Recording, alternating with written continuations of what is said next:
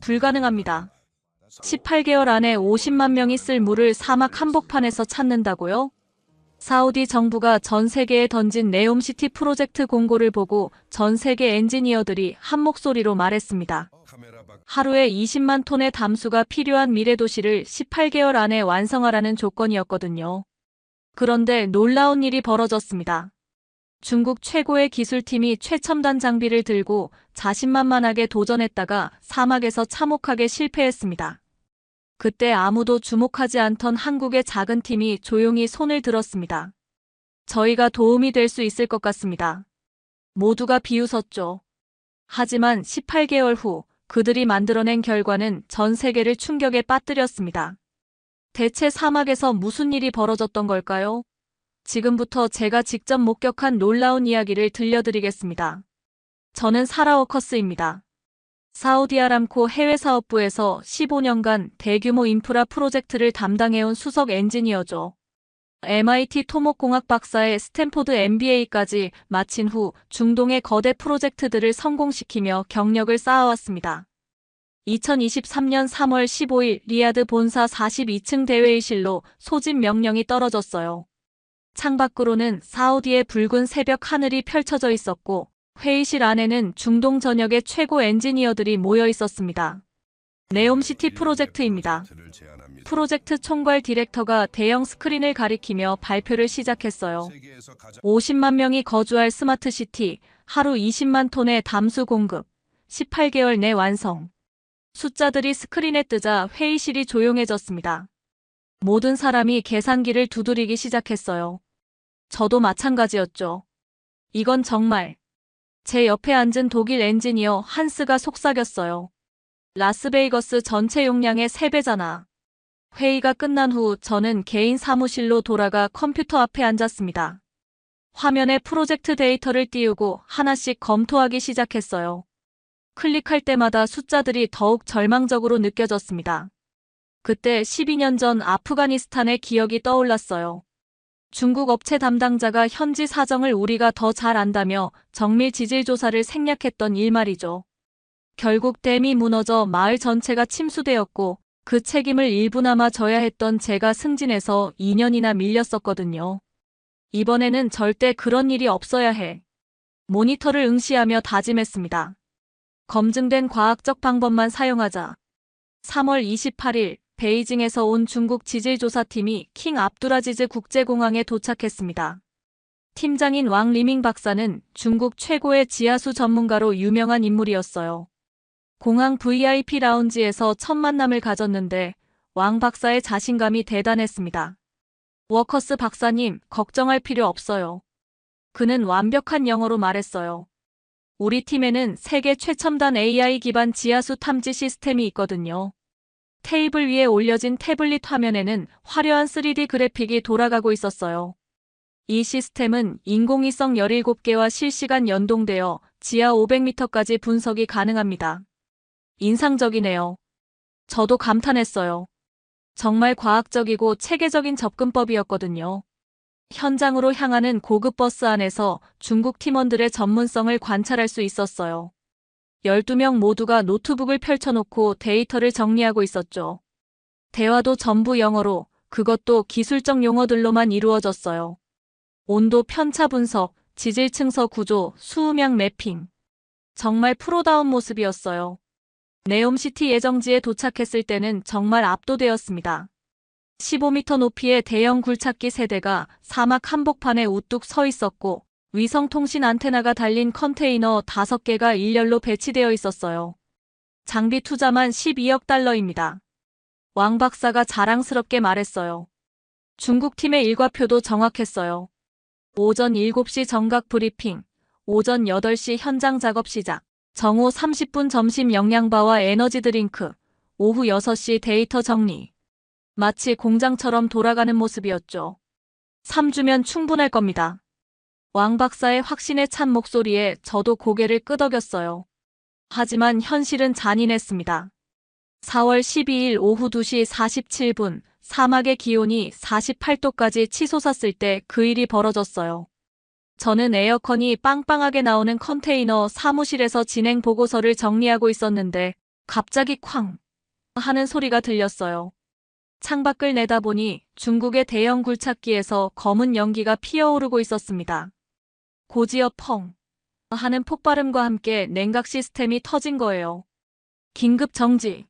모든 장비 정지. 왕 박사가 소리치며 뛰어나갔어요. 하지만 이미 늦었어요. 사막의 극한 환경을 견디지 못한 AI 분석 시스템들이 연쇄적으로 다운되기 시작했거든요. 컨테이너 안에서 삐삐삐하는 경보음이 계속 울렸어요. 더 심각한 문제는 3주 동안의 성과였어요. 30개가 넘는 50m 깊이 구멍을 팠지만 나온 건 모래뿐이었거든요. GPS 좌표가 틀렸나? 왕 박사가 태블릿을 두드리며 중국어로 뭔가 중얼거렸어요. 4월 28일 결국 중국팀은 철수를 발표했습니다. 트럭들이 줄지어 장비를 실어가는 모습을 보며 정말 착잡했어요. 15억 달러와 한 달의 시간이 사막 모래 속으로 사라진 거였죠. 그날 밤 저는 텐트에서 물만 마시며 생각에 잠겼어요. 이래서는 프로젝트 자체가 무산될 수도 있어. 5월 3일 오전 본사에서 예상치 못한 연락이 왔어요. 한국에서 온 제안서가 있어요. 비서가 이메일을 전달해줬는데 발신자는 지오테크라는 생소한 회사였어요. 구글에서 검색해보니 직원 15명의 작은 회사더라고요. 이런 소규모 업체가 네옴시티를 솔직히 기대는 안 했지만 다른 대안도 없었어요. 5월 10일 오후 한국팀이 공항에 도착했습니다. 8명이 전부였어요. 중국팀의 화려한 정장 차림과 달리 그들은 편안한 작업복 차림이었죠.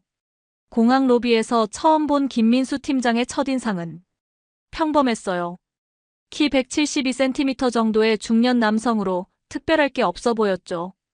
그런데 인사를 받을 때 깜짝 놀랐어요. 김 팀장이 명함을 건넬 때 두 손을 다 사용하더라고요. 오른손으로 명함을 주면서 왼손은 오른팔을 받치고 동시에 고개를 살짝 숙이는 거예요. 안녕하세요. 지오테크 김민수입니다. 그의 영어는 유창하지 않았지만 정중함이 느껴졌어요. 중국팀과 확연히 달랐던 건 장비였어요. 소형 드릴 2대, 휴대용 분석기 몇 개, 그리고 노트북 몇 대가 전부였거든요. 트럭 한 대에 다 들어갈 정도였죠. 이걸로 정말 뭘 할 수 있을까? 속으로 의심했지만 다른 선택의 여지가 없었어요. 현장으로 가는 버스 안에서 한국팀을 관찰했는데 정말 독특했어요. 8명이 조용히 앉아서 각자 작은 수첩에 뭔가를 적고 있더라고요.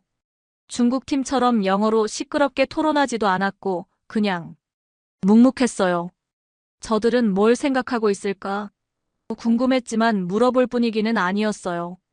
한국팀이 작업을 시작한 첫 3주는 정말 답답한 시간이었어요. 가장 눈에 띈 건 그들의 하루 시작 방식이었어요. 매일 아침 6시, 다른 팀들이 모두 잠들어 있을 때 한국팀은 이미 모여서 회의를 하고 있었거든요. 신기한 건 그들이 뜨거운 차를 마시고 있다는 거였어요. 47도 사막에서 뜨거운 차라니. 팀장님, 왜 뜨거운 걸 마세요? 궁금해서 물어봤더니 김 팀장이 보온병 뚜껑을 돌리며 대답했어요. 몸을 따뜻하게 하면 오히려 더위를 이길 수 있어요. 우리 할머니가 그러셨거든요. 할머니요? 정말 의외였어요. 과학자가 할머니 얘기를 하다니. 점심시간엔 더 신기한 광경을 봤어요. 한국 팀원들이 둥글게 앉아서 각자 가져온 반찬들을 테이블 가운데 펼쳐놓더라고요. 빨간 김치, 검은 김, 노란 단무지. 색깔부터 다채로웠어요. 김치 드셔보실래요? 한 팀원이 저에게 젓가락을 내밀었어요. 아, 그건. 냄새가 강해서 주저했는데 그들이 맛있게 먹는 모습을 보니 조금 호기심이 생겼어요. 작업 방식도 달랐어요. 무거운 드릴을 옮길 때 1, 2, 3가 아니라 하나, 둘, 셋 하면서 한국어로 구령을 맞추더라고요. 그리고 힘들 때마다 어이구, 아이고 하는 소리를 자연스럽게 내고요. 하지만 정작 중요한 건 성과였어요. 3주 동안 12개 지점을 조사했지만 물을 찾지 못했거든요. 김 팀장은 매일 저녁 작은 수첩에 뭔가를 열심히 적었어요. 한글이라는 신기한 글자로 말이죠. 동그라미와 네모가 섞인 듯한 그 글자들을 보며 궁금했어요. 저 글자로 뭘 쓰고 있는 걸까? 5월 말이 되자 한국팀 분위기도 무거워지기 시작했어요. 저녁에 라면을 끓여 먹을 때도 평소보다 말이 없었거든요. 이대로 가면 중국팀 전철을 밟는 건 아닐까? 불안한 마음이 커져갔어요. 5월 30일부터 상황이 심각해지기 시작했습니다. 본사에서 매일같이 전화가 걸려왔어요. 부사장의 목소리가 스피커폰을 통해 울려 퍼졌습니다. 워커스 수석, 한국팀 성과는 어때요? 투자자들이 계속 문의하고 있어요. 아직 조사 중입니다. 제가 대답했지만 목소리에 확신이 없었어요. 조사요? 벌써 3주가 지났잖아요. 중국팀보다 더 오래 걸리고 있어요. 더 큰 타격은 언론 보도였어요. 아랍뉴스 헤드라인이 태블릿 화면에 떴습니다. 네옴시티 급수 시스템, 설계조차 못하고 있어. CNN에서도 사우디의 야심찬 네옴시티, 물 공급 문제로 좌초위기라는 기사를 냈더라고요. 현장 분위기는 더욱 침울했어요. 한국팀이 저녁 식사를 하는 모습을 멀리서 지켜봤는데 평소 같으면 둘러앉아서 이야기꽃을 피우는데 그날은 달랐어요. 김 팀장이 작은 휴대용 버너에 라면을 끓이고 있었어요. 물이 끓자 면을 넣고 스프를 뿌리고 그 위에 김치를 올리더라고요. 다른 팀원들도 각자 가져온 김이나 단무지를 조금씩 나눠 먹었지만 대화는 거의 없었어요. BTS 덕분에 라면은 알고 있었는데 저렇게 김치까지 넣어서 먹는 거였구나. 신기하긴 했지만 그들의 침묵이 더 걱정스러웠어요. 6월 2일 저녁 김 팀장이 한국 본사와 화상통화를 하는 소리가 들렸어요. 텐트 밖에서도 들릴 정도로 목소리가 커졌거든요. 물론 한국어라 무슨 말인지는 몰랐지만 톤으로 봐서는 어려운 상황을 보고하는 것 같았어요. 통화가 끝난 후 김 팀장이 혀를 차는 소리가 들렸어요.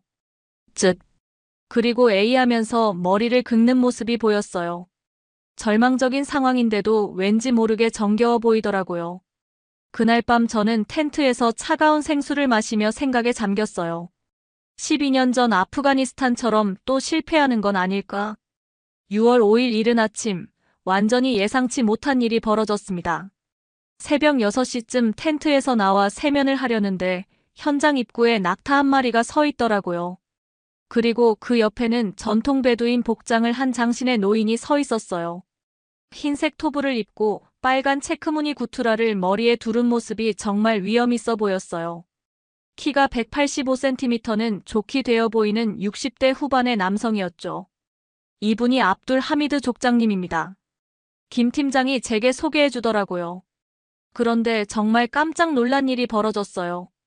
족장이 김 팀장을 보더니 갑자기 안녕하세요 하면서 한국어로 인사를 하는 거예요. 어떻게 한국말을? 저는 정말 당황했어요. 족장이 주름진 얼굴에 미소를 띠며 영어로 설명했어요. 오래전에 한국 친구들과 일한 적이 있거든요. 그때 조금 배웠습니다. 김 팀장도 놀란 표정이었어요. 정말요? 언제요? 1983년이었어요. 제가 23살 때였죠. 족장이 말을 이어갔습니다. 저희 조상들이 수백 년 동안 이 사막에서 물을 찾아온 방법이 있어요. 혹시 도움이 될지도 모르겠어요. 순간 제 머릿속에 12년 전 아프가니스탄의 악몽이 선명하게 떠올랐어요. 중국 업체가 현지 사정을 우리가 더 잘 안다며 과학적 조사를 생략했다가 댐이 무너진 그 참혹한 기억 말이에요. 족장님, 정말 감사한 제안이지만 제가 정중하지만 단호하게 말했어요. 저희는 과학적이고 검증된 방법만 사용해야 해요. 경험에만 의존하는 건 너무 위험합니다. 하지만 김 팀장의 반응은 완전히 달랐어요. 족장 앞에서 깊게 허리를 숙이며 자세히 말씀해 주세요라고 정중히 요청하더라고요. 더 신기한 건 그 다음이었어요. 김 팀장이 땅에 쪼그려 앉는 거예요. 의자도 없는데 정말 자연스럽게 앉더라고요. 서양인인 저는 의자 없으면 서 있거나 바닥에 엉덩이를 대고 앉는 게 전부인데 저렇게 편하게 앉을 수 있다니 신기했어요. 저 자세로 어떻게 저렇게 오래 앉아있지? 정말 궁금했어요. 족장의 설명은 제게는 정말 충격적이었습니다. 밤에 바람이 부는 방향을 관찰해야 해요. 족장이 손으로 바람 방향을 가리키며 말했어요. 그리고 모래 색깔의 미묘한 변화를 봐야 하고 특정한 식물들이 자라는 패턴도 살펴봐야 해요. 이건 완전히 비과학적이에요. 저는 참을 수 없어서 소리쳤어요. 바람 방향이나 모래 색깔로 지하수를 찾는다고요? 우리에게는 정밀한 지질 조사 장비가 있어요. GPS로 정확한 위치를 측정하고 전자파 스캔으로 지하 구조를 파악할 수 있거든요. 12년 전의 기억이 계속 머릿속을 맴돌았어요. 또 이런 식이야. 아시아인들은 왜 항상 이런 감각적인 방법을 믿는 거지? 하지만 한국팀의 반응은 저와 180도 달랐습니다. 김 팀장이 작은 수첩을 꺼내서 족장의 말을 한글로 꼼꼼히 적기 시작했거든요. 그 신기한 네모와 동그라미가 섞인 글자들로 말이에요. 다른 팀원들도 진지한 표정으로 족장의 설명을 들었어요. 누군가는 휴대폰으로 족장의 손짓을 동영상으로 찍기도 하더라고요. 팀장님, 설마 저런 방법을 진지하게 고려하시는 건 아니죠? 제가 당황하며 물었어요. 김 팀장이 수첩을 덮으며 조용히 대답했어요. 일단 들어보죠. 수백 년 동안 이 사막에서 살아온 사람들의 지혜에는 분명 이유가 있을 거예요. 이유라고요? 과학적 근거 없는 추측으로요? 모든 자연 현상에는 원인이 있어요. 우리가 아직 이해하지 못하는 것도 있을 수 있고요. 그날 오후 1시쯤 정말 어이없는 일이 벌어졌어요. 한국팀 전체가 족장과 함께 현장을 돌아다니기 시작한 거예요. 족장이 이쪽 바람이 조금 다르네요라고 하면 한국 팀원이 즉시 휴대용 풍향계를 꺼내서 정확한 방향과 풍속을 측정했어요. 모래 색깔이 저기서부터 달라져요라고 하면 또 다른 팀원이 디지털 카메라로 사진을 찍고 GPS 좌표까지 입력하더라고요. 저는 그늘진 텐트에서 얼음물을 마시며 그 모습을 지켜봤어요. 12년 전 중국 팀과 똑같잖아.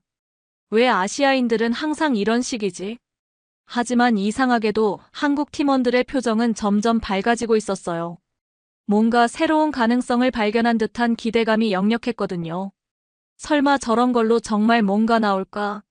의심스러웠지만 한편으로는 조금 호기심도 생겼어요. 6월 12일 오전 10시 정각, 제 인생에서 가장 치명적인 전화가 걸려왔습니다. 긴급 화상회의입니다. 지금 당장 연결하세요. 비서의 긴장된 목소리가 위성전화를 통해 들렸어요. 노트북을 켜고 화상회의에 접속하자 리야드 본사 대회의실이 화면에 나타났어요. 건설부 파루크 차관을 비롯해 고위 관료 5명이 엄숙한 표정으로 앉아 있었죠. 워커스 수석. 파루크 차관의 목소리는 얼음장처럼 차갑했어요. 더 이상 기다릴 수 없습니다. 화면 속 차관의 얼굴이 클로즈업 되었어요. 투자자들이 계속 의문을 제기하고 있어요. 언론에서도 프로젝트 실패 가능성을 기정사실처럼 보도하고 있고요. 다른 관료가 끼어들었어요. 중국팀 실패 후 2개월이 지났는데 아직도 성과가 없어요. 일주일입니다. 차관의 선언이 화면을 통해 전달되었어요.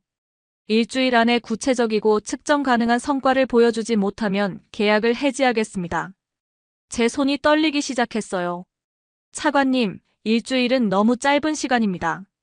조금만 더 시간을. 아니요. 이미 충분한 기회를 드렸어요. 세 번째 실패는 용납할 수 없습니다. 화상회의가 끝난 후 저는 정말 절망적이었어요. 차가운 생수를 한 모금 마셨지만 목이 메었어요. 현장으로 나가서 김 팀장에게 이 끔찍한 소식을 전해야 했어요. 그는 족장과 함께 모래 샘플을 채취하고 있었거든요. 팀장님, 제가 조심스럽게 말을 꺼냈어요. 잠깐 따로 이야기할 수 있을까요? 김 팀장이 손에 묻은 모래를 털어내며 일어섰어요. 텐트 그늘로 와서 마주 앉자 저는 정부의 최후 통첩을 설명했어요. 김 팀장의 얼굴이 순간 굳어지더라고요. 그리고 잠시 침묵이 흘렀어요. 팀장님, 정말 미안해요. 제가 더 잘 설득했어야 했는데. 죄송한 마음에 목소리가 떨렸어요. 그런데 김 팀장이 괜찮습니다라고 하면서도 혀를 쯧 차더라고요. 그리고 머리를 긁으며 에이하는 모습이. 이런 절망적인 상황인데도 왠지 모르게 따뜻해 보였어요. 일주일이면 정말 촉박하네요. 하지만 최선을 다해보겠습니다. 그날 저녁 한국팀의 식사 모습은 평소와 달랐어요. 김치찌개를 끓이면서도 대화가 거의 없었고 다들 심각한 표정이었거든요. 저는 멀리서 그 모습을 보며 가슴이 아팠어요. 내가 그들에게 너무 큰 기대를 걸었나? 바로 그때 정말 드라마 같은 일이 벌어졌습니다. 6월 13일 오전 9시경 현장에 정부 차량 한 대가 나타났어요. 새하얀 토요타 랜드크루저에서 말끔한 정장 차림의 젊은 남성이 내렸죠. 안녕하세요. 그가 유창한 영어로 자기소개를 했어요. 저는 투자개발부의 파이살 알하미드입니다. 순간 족장이 환한 미소를 지으며 달려갔어요. 파이살, 여기서 뭐 하는 거야? 외삼촌. 파이살이 족장과 포옹하는 모습을 보고 저는 깜짝 놀랐어요. 이분이 제 조카예요. 족장이 저희에게 설명했어요. 정말 놀라운 우연이었어요. 족장이 자신의 조카에게 한국팀을 도와달라고 부탁한 거였죠. 파이살이 진지한 표정으로 말을 이었어요. 외삼촌께서 전화하셨어요. 이 한국팀은 다른 팀들과 다르다고 하시더라고요. 우리의 방식을 무시하지 않고 함께 배우려 한다면서요. 김 팀장이 고개를 끄덕이며 들었어요. 그래서 본부에 직접 가서 추가 시간을 요청해 보려고 해요. 일주일만 더 달라고요. 하지만 차관님이 직접. 제가 걱정스럽게 말했어요. 제가 설득해 보겠어요. 대신 그 기간 안에 확실한 성과를 보여주셔야 해요. 김 팀장이 파이살에게 다가가서 두 손으로 정중하게 악수를 청했어요. 역시나 한국식으로 고개를 살짝 숙이면서요. 정말 감사합니다. 반드시 좋은 결과를 보여드리겠습니다. 그 순간 현장 분위기가 완전히 바뀌었어요. 절망에 빠져있던 한국 팀원들의 얼굴에 다시 희망이 보이기 시작했거든요. 족장, 한국팀, 그리고 파이살까지 합세한 삼각 협력이 시작된 거였어요. 저는 이 모든 상황을 지켜보며 묘한 감정이 들었어요. 혹시 정말 뭔가 달라질 수 있을까? 12년 만에 처음으로 제 마음속 편견에 작은 균열이 생기기 시작했어요. 6월 15일 저녁, 정말 충격적인 진실이 밝혀졌습니다. 그날 오후 족장이 김 팀장을 따로 불러서 현장 한쪽 그늘진 곳에서 오랫동안 대화를 나눴어요. 처음엔 아랍어로 이야기하다가 나중엔 영어와 한국어가 뒤섞인 이상한 대화가 계속됐거든요. 저는 멀리서 그 모습을 지켜봤는데 갑자기 김 팀장의 표정이 완전히 바뀌는 걸 봤어요. 놀라움과 충격 그리고 뭔가 깊은 감동이 동시에 드러나는 표정이었죠. 무슨 이야기를 하고 있는 거지? 정말 궁금했는데 곧 그 이유를 알게 되었어요. 족장이 천천히 40년 전 이야기를 꺼낸 거였어요. 1983년 여름이었어요. 족장이 먼 하늘을 바라보며 회상했어요. 그때 제가 23살이었는데 한국에서 온 지질조사팀이 있었거든요. 김 팀장이 숨을 죽이고 들었어요. 정말 특별한 사람들이었어요. 다른 서구 팀들과는 완전히 달랐죠. 우리를 무시하거나 하대하지 않았어요. 오히려 우리에게 배우려고 했죠. 족장의 목소리에 감정이 실렸어요. 특히 팀장이 인상 깊었는데 참 성실하고 겸손한 사람이었어요. 족장이 잠시 말을 멈추더니 김 팀장을 바라보며 조심스럽게 물었어요. 혹시 그분 성함이 뭐라고 하셨는지 기억하세요? 김 팀장의 목소리가 떨렸어요. 김대호였을까요? 김대호. 맞아요. 족장이 소리쳤어요. 어떻게 아셨어요? 김 팀장의 눈에 눈물이 맺히기 시작했어요. 그분이 제 아버지예요. 그 순간 정말 소름이 돋았어요. 40년이라는 긴 세월을 건너뛰어 아버지와 아들, 그리고 족장의 인연이 다시 만난 거였거든요. 족장도 눈물을 흘리며 김 팀장의 손을 잡았어요. 대호 씨의 아들이라니. 이게 우연일 리 없어요. 이건 운명이에요. 저는 그 장면을 보며 가슴이 뭉클해졌어요. 이런 드라마틱한 순간을 실제로 목격하게 되다니. 족장은 40년 전의 기억을 더욱 자세히 들려줬어요. 당시 대호 씨 팀은 정말 달랐어요. 족장이 감회에 젖은 목소리로 말했어요. 다른 외국 팀들은 항상 우리가 더 안다. 너희 말은 들을 필요 없다 이런 식이었거든요. 김 팀장이 아버지에 대한 이야기를 놓치지 않으려고 조그만 녹음기까지 꺼내더라고요. 하지만 대호 씨는 정반대였어요. 제게 이렇게 말했거든요. 족장이 약간의 한국어를 섞어서 말했어요. 압둘, 과학과 경험은 적이 아니야. 서로 도와주는 친구야. 아버지가 그런 말씀을 하셨다고요?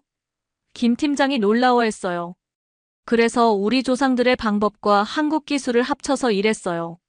정말 놀라운 결과가 나왔죠. 족장이 계속 말을 이었어요. 3개월 동안 함께 일해서 큰 지하 수맥을 찾아냈어요. 지금도 그 지역 사람들이 그 물로 살고 있답니다. 그런 성공 사례가 있었는데 왜 아무도 모르죠? 제가 궁금해서 끼어들었어요. 6월 21일 금요일 새벽 5시 드디어 기적이 일어났습니다. 전날 밤 족장의 전통 지식과 한국팀의 과학기술이 완벽하게 결합해서 찾아낸 최종 지점에서 드릴 작업이 시작되었어요. 이번엔 정말 확신해요. 족장이 모래를 한 움큼 쥐며 말했어요. 밤새 바람 방향이 3번 바뀌었거든요. 한국팀도 밤새 데이터를 분석한 결과 모든 조건이 완벽하게 맞아떨어진다고 확신했어요. 드릴이 천천히 땅속으로 들어가기 시작했습니다. 10m, 20m, 30m. 모든 사람이 숨을 죽이고 지켜봤어요. 40m를 넘어갈 때쯤 갑자기 드릴의 저항이 확 줄어들었어요. 뭔가 빈 공간을 뚫고 들어가고 있어요. 드릴을 조작하던 기술자가 소리쳤어요. 42m, 43m. 그리고 44m에서 물이에요. 물이 나와요. 믿을 수 없는 광경이 펼쳐졌어요. 맑고 깨끗한 지하수가 파이프를 타고 솟아오르기 시작한 거예요. 아침 햇살에 반짝이는 물줄기가 모래 위로 흘러내렸어요. 아람두릴라, 아람두릴라. 족장이 하나님께 감사하다는 뜻의 아랍어를 연신 외쳤어요. 김 팀장과 팀원들은 하나, 둘, 셋. 구호와 함께 서로 얼싸안았어요. 3주간의 고생과 절망이 한순간에 기쁨으로 바뀌는 순간이었죠. 더욱 놀라운 건 물의 양이었어요. 유량계로 측정한 결과 시간당 8만 리터가 쏟아져 나오고 있었거든요. 하루로 계산하면 192만 리터. 50만 명이 쓸 물을 충분히 공급할 수 있는 양이었어요. 저는 그 순간 정말 온몸에 소름이 돋았어요. 12년간 가지고 있던 아프가니스탄 트라우마와 편견이 완전히 무너지는 느낌이었거든요. 어떻게 이런 일이 가능하지? 족장이 제게 다가와서 말했어요. 과학과 경험이 만나면 기적이 일어나는 법이에요. 그제서야 깨달았어요. 제가 12년 동안 얼마나 잘못된 편견을 가지고 있었는지 말이에요. 하지만 진짜 놀라운 발견은 그 다음 주에 이어졌어요. 추가 조사를 위해 첫 번째 지점 주변 15개소에서 테스트 드릴을 실시한 결과 정말 상상도 못한 사실이 밝혀졌습니다. 우리가 찾은 건 단순한 지하수가 아니었어요. 사막 전체를 관통하는 거대한 지하수 네트워크의 일부였던 거예요. 족장이 정말 낡은 베두인 지도를 펼쳐놓고 손가락으로 선을 그어가며 설명했어요. 여기서부터 여기까지 약 180km에 걸쳐서 지하강이 흐르고 있어요. 지하강이요? 제가 놀라서 물었어요. 우리 할아버지의 할아버지 때부터 전해 내려온 이야기예요. 사막 밑에는 큰 강이 흐른다고 했거든요. 한국팀의 정밀 측량과 지하수맥 추적 결과는 정말 충격적이었어요. 전체 저수량이 12억 톤이 넘었거든요. 김 팀장이 계산기를 두드리며 흥미진진해했어요. 이 정도 규모면 사막 1200평방킬로미터를 완전히 녹지로 바꿀 수 있어요. 1200평방킬로미터요? 저도 계산해봤어요. 서울시 2개를 합친 크기네요. 그뿐만 아니에요. 족장이 지도를 가리키며 말했어요. 이 물줄기를 따라가면 다른 오아시스들과도 연결되어 있어요. 정말 거대한 생명의 네트워크예요. 그날 저녁 성공을 축하하는 특별한 만찬이 열렸어요. 한국팀이 김치찌개와 불고기를 준비했고 족장이 전통 베두인 음식을 가져왔어요. 저도 이번엔 주저하지 않고 김치찌개를 한 그릇 떠먹었어요. 매콤한 맛이 사막의 더위를 날려주는 것 같네요. 모두들 박수를 치며 웃었어요. 그 순간 정말 많은 생각이 들었어요. 제가 평생 과학적이라고 믿어왔던 것들이 사실은 편견이었고 정말 위대한 발견은 서로 다른 지혜가 만날 때 일어나는 거였구나. 7월부터 본격적인 사막 녹화 프로젝트가 시작되었습니다. 한국팀이 설계한 스마트 관계 시스템은 정말 혁신적이었어요. 단순히 지하수를 끌어올리는 게 아니라 사막의 자연 순환을 이용한 지능형 물 공급 시스템이었거든요. 첫 번째 시범 구역은 축구장 140개 크기인 100헥타르로 정했어요. 불과 3개월 전까지 뜨거운 모래만 있던 땅에 파이프라인과 스프링클러를 설치하기 시작했죠. 정말 여기서 식물이 자랄 수 있을까요? 제가 의심스러워하며 물었어요. 김 팀장이 무릎을 꿇고 모래를 한 움큼 쥐어보더니 말했어요. 토양이 서서히 변하고 있어요. 물이 스며들면서 미네랄 성분이 활성화되고 있거든요. 처음 2주 동안은 정말 답답했어요. 매일 수만 리터의 물을 뿌려도 겉보기엔 젖은 모래만 있을 뿐이었거든요. 하지만 한국팀은 포기하지 않았어요. 매일 아침마다 현장을 돌며 토양 상태를 체크했어요. 작은 변화라도 놓치지 않으려고 했죠. 3주째 되던 7월 20일 아침, 정말 기적 같은 일이 벌어졌어요. 저기 좀 보세요. 한 팀원이 손가락으로 가리키며 소리쳤어요. 사막 여기저기에서 작은 녹색 새싹들이 고개를 내밀고 있었거든요. 처음엔 눈을 의심했어요. 그런데 정말이었어요. 아이고, 드디어 나왔네. 김 팀장이 새싹 앞에 쪼그려 앉으며 감탄사를 내뱉었어요. 족장도 매일 낙타를 타고 현장에 와서 내 평생에 이런 광경을 보다니. 정말 꿈만 같아요라며 감격해했어요. 1개월 후인 8월 말, 그곳은 완전히 다른 세상이 되어 있었습니다. 작지만 푸른 오아시스가 사막 한복판에 펼쳐진 거예요. 바람에 흔들리는 풀잎들과 노란 야생화들이 피어나는 모습이 정말 환상적이었거든요. 저는 그 풍경을 보며 가슴이 벅차올랐어요. 이게 정말 현실이야? 사막 녹화 성공에 힘입어 네옴시티 본격 설계가 시작되었습니다. 8월 초 리야드에서 정부 고위 관료들이 현장을 시찰하러 왔어요. 녹화된 사막을 보고 모두들 믿을 수 없다며 감탄했죠. 이제 본격적인 도시 설계에 들어가겠습니다. 김 팀장이 대형 태블릿으로 3차원 설계도를 보여주며 설명을 시작했어요. 화면에 나타난 네옴시티 계획은 정말 놀라웠어요. 지하수 네트워크를 중심으로 한 완전한 친환경 순환 도시였거든요. 지하수를 끌어올려서 도시 전체에 공급하고 사용한 물은 첨단 생물학적 정화 시설을 거쳐서 다시 지하 대수층으로 되돌려보내는 시스템입니다. 정부 관료들이 박수를 쳤어요. 이거야말로 진정한 지속가능 도시군요. 족장도 설계도를 보며 우리 조상들의 오아시스 지혜와 21 세기 첨단 기술이 이렇게 완벽하게 만날 줄이야라며 감탄했어요. 설계 작업이 진행되는 동안 한국팀의 꼼꼼함에 계속 놀랐어요. 점심 도시락을 먹으면서도 한 손으로는 태블릿을 조작하며 설계를 수정하더라고요. 밥알이 화면에 떨어질까봐 몸을 비스듬히 틀면서 말이에요. 저런 세심함까지도 배워야겠어. 정말 감탄스러웠습니다. 파이살도 매일 현장에 와서 이 시스템이 완성되면 중동 전체가 주목할 거예요. 정말 혁명적인 변화가 될 거라고요라며 기대감을 드러냈어요. 8월 30일, 드디어 네옴시티 1단계 구역이 완공되었습니다. 50헥타르 규모의 스마트 주거단지가 사막 한복판에 우뚝 서 있었어요.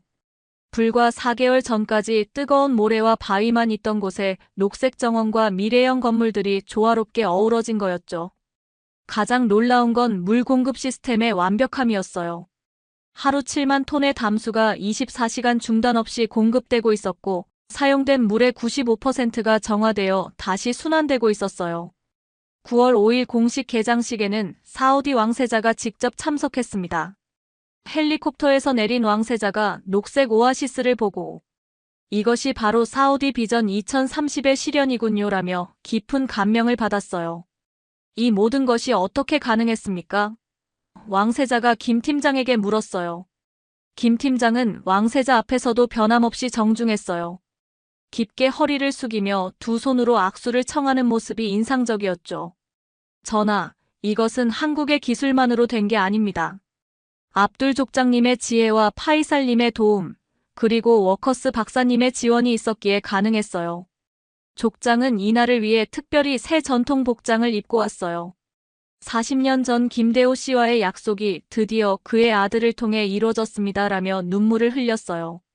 저는 그 모습을 보며 정말 많은 것을 깨달았어요. 내가 12년간 얼마나 편협하고 오만한 생각을 했던 건지. 그날 저녁 성대한 축하 파티가 열렸어요. 한국팀이 직접 만든 김치전과 파전을 처음 맛봤는데 바삭하면서도 고소한 맛이 정말 일품이더라고요. 이제 한국 음식의 매력을 알겠어요. 솔직한 소감을 말하니까 모두들 웃으며 박수를 쳤어요.